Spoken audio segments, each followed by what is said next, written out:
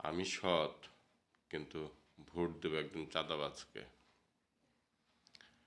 আমি নীতিবান, কিন্তু ভোট দেব একজন খুনিকে। আমি কোনো অন্যায় করি না, ভোট দেব একজন দুর্নীতিবাজ এবং চোরকে। কেন? ওই যে একটা দলের মনোনয়ন পাইছে সেজন্য তাকে ভোট দেব। ওই দলটাকে আমি পছন্দ করি তো। তাহলে হবে?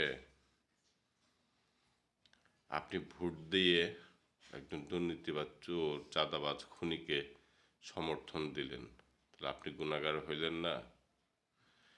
এই জন্য ইসলামে গণতান্ত্রিক ব্যবস্থাকে সমর্থন করে না।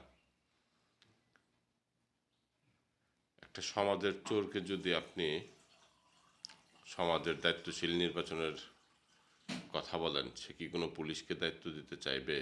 সে তার মতো আরেকটা চোরকে সমাজের দায়িত্বের জন্য নির্বাচিত করবে?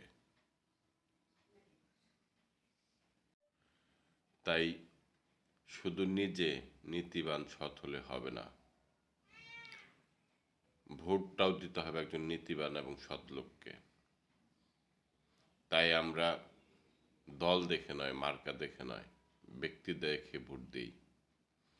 আমার আপনার ভোট যেন কোনো চাঁদাবাজ না পায়, আমার আপনার ভোট যেন কোনো খুনি না পায়, আমার আপনার ভোট যেন কোনো চোর না পায়।